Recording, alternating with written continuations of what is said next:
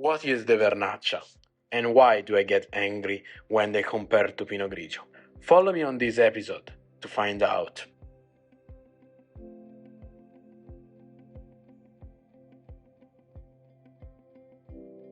Hi, I'm Pietro from Podere la Madronaia. Welcome on Wine Tips. Today we are gonna talk about history, but not an ordinary history. Today we will talk about the history of Vernaccia di San Gimignano. Many people don't know this wine, and maybe you don't know either. But I'm sure once you get to the end of the video, you will want to come here and taste it. Well, now get comfortable and let yourself be carried away. Our story begins in the Middle Age, around 1100, during the First Crusades. The Crusades were wars that were initially fought not only by soldiers but also by nobles who were trying to show off in the eyes of the king. Precisely during those wars, the love for Vino Greco was born.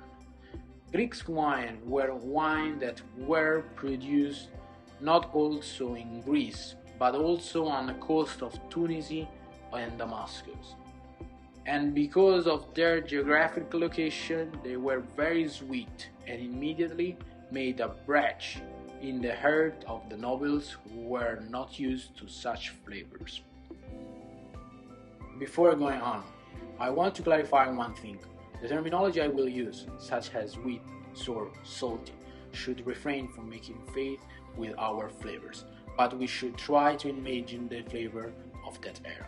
In fact, the wine that I called sweet earlier, for us very likely, will not have been lovely, but typical, or even slightly sour. This because at that time they drank two types of wine. One is the Rasputin, which is the everyday wine made from the waste of grape. White and red grapes together, grapes with different aging of ripening, vinified with open vat, which makes the wine oxidize and become very acidic. The wine has a low alcohol content and was mainly used to sanitize water, as it was very challenging to find drinkable water. The other was the wine proper made with a better selection of grape, but in the same way. It was acidic because it was vinified in open vat. The Rasputin was the wine of the people and was also given to the children with water, whereas the wine was only for the nobles. Having clarified that, we can proceed with the story.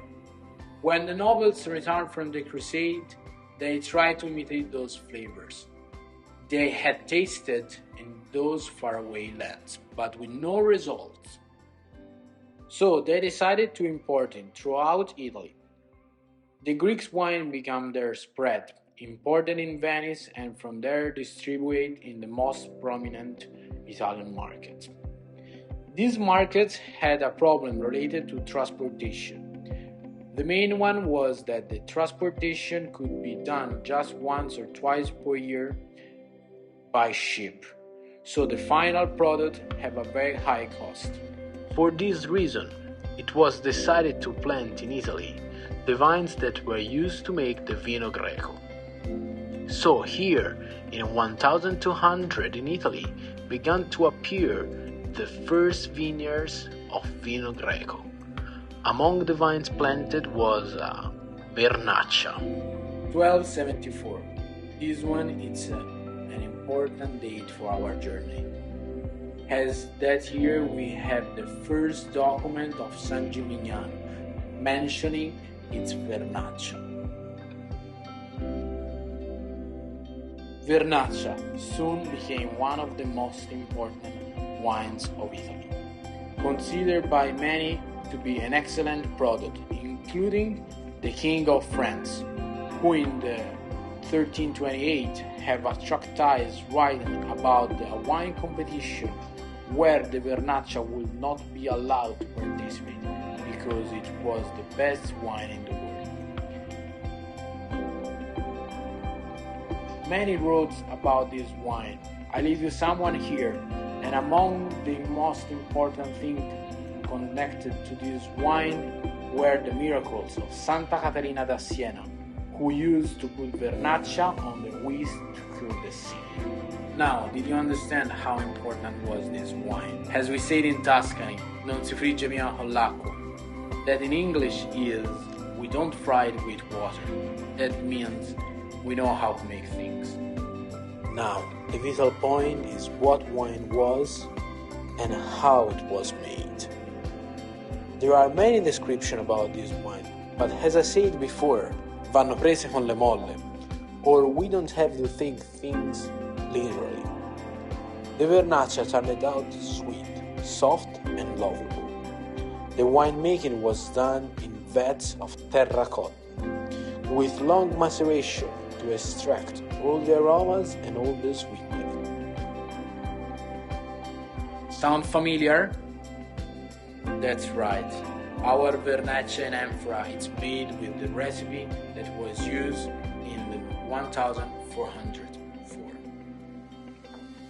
Vernaccia also owed its fame to the great trade that the inhabitants of San Gimignano developed.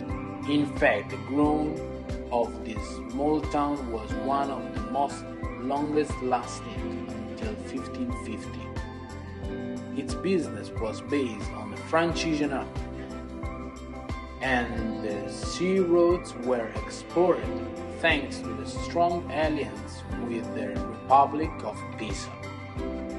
From 1600 to 1930, Vernaccia and the wine in Italy and Europe suffered a blow because the noble classes began to prefer drinks such as tea, chocolate from the Americans to wine.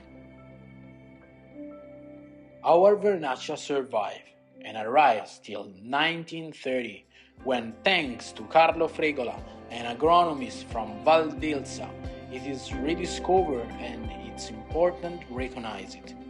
Only 1966 was officially recognized with the DOC certification, and in 1993 with the DOCG certification. This is the end. Thank you for getting this far. I know it was long, but the history of this wine is not trivial. Now I can answer you the initial question.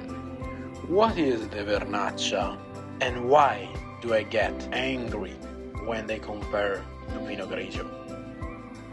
I am from San Gimignano, so Vernaccia, what is? My story written in a glass of wine. That's all.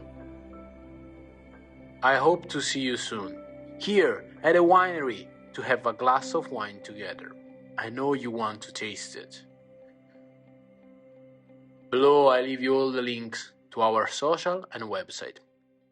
See you soon. A hug.